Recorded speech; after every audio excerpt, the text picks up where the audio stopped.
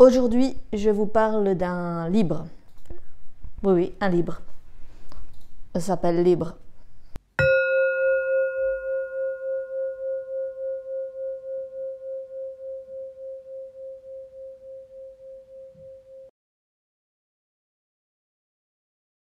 Bonjour et bienvenue sur la chaîne Tout va bien Marine, la chaîne où l'on avance ensemble. Aujourd'hui, je vais vous parler d'une auteure plus généralement et de deux livres. Alors, je n'ai pas le premier parce que je l'avais emprunté à une amie. Il s'appelle toujours Espoir. Et le deuxième qui s'appelle Libre. L'auteur s'appelle Aurore Roger.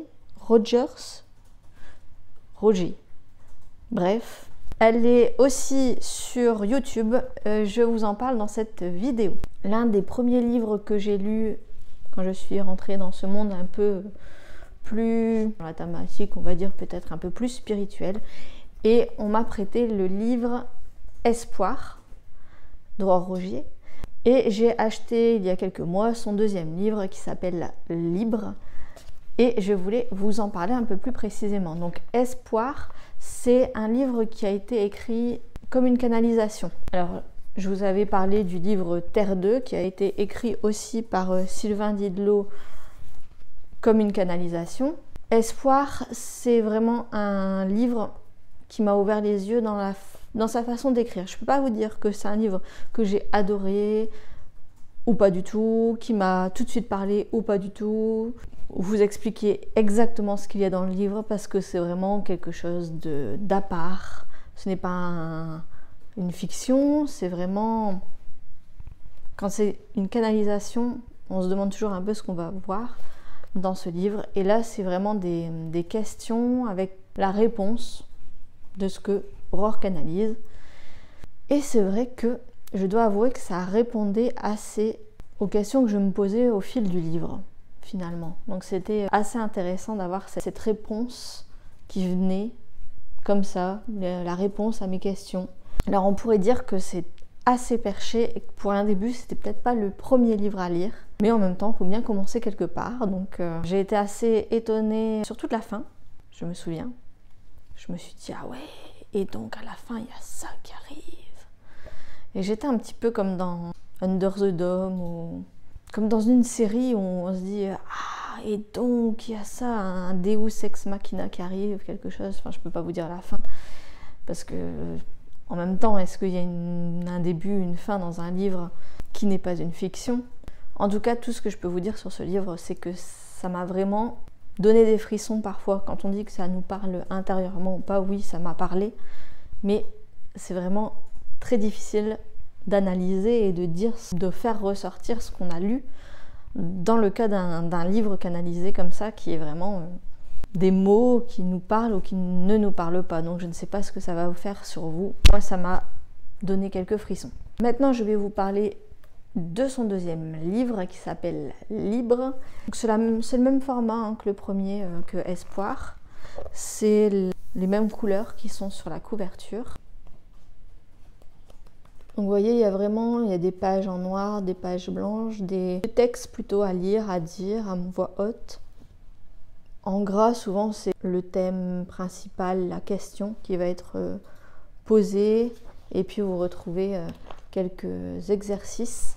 Ce sont vraiment des petits exercices pour se connecter avec son âme et pour aller plus loin. Ce que j'ai aimé dans ce livre-là, alors le premier est assez vaporeux, on va dire. Celui-là, il y a vraiment du concret puisqu'elle nous raconte un petit peu sa vie, comment elle est passée d'une vie à 1000 à l'heure à peut-être une forme de burn-out, puis à sa vie d'aujourd'hui où elle a vraiment laissé tomber les objectifs, la notion d'agenda, où elle se laisse un peu plus aller à suivre ce que la vie lui propose. Ça me fait souvent penser à Lulumineuse qui, elle aussi, ne note rien dans son agenda et puis quand le moment arrive, point. Est-ce que tout le monde est capable de le faire? Est-ce que ça peut parler à tout le monde? Je ne sais pas. Moi, j'aime énormément noter des objectifs, mais je vois bien que sur certains plans, des fois, ça ne peut pas fonctionner. Dans les exercices, vous retrouvez des méditations, des visualisations. Alors, j'ai essayé de les faire. Alors, bien sûr, il y a des ancrages. Je crois que ça revient assez facilement.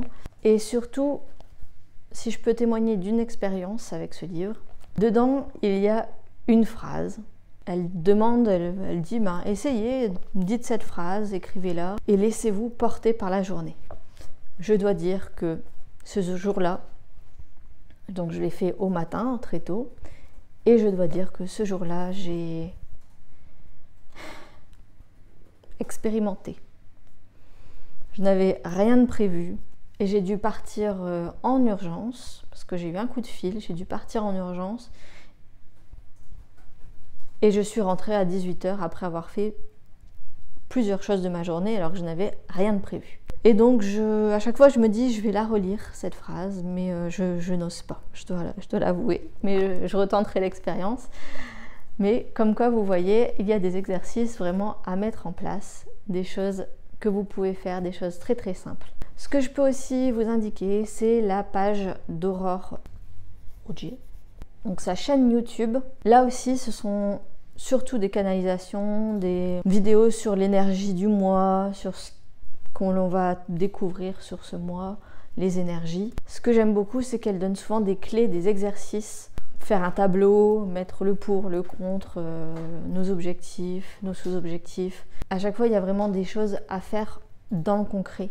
Donc ça, j'apprécie beaucoup. Je vous mettrai donc tous les liens des 2 livres et de sa chaîne YouTube juste en dessous. Dites-moi si vous avez lu le livre, si ça vous intéresse, et puis je vous retrouve dans une prochaine vidéo. Je reviendrai sur différents auteurs qui m'ont beaucoup plu, comme pour le livre Terre 2. Peut-être que cela vous donnera envie de lire un peu plus. Dites-moi en commentaire si ça vous plaît. Je vous retrouve dans une prochaine vidéo. N'hésitez pas à liker, à partager la vidéo. Et puis je vous dis à bientôt. Plein de bisous!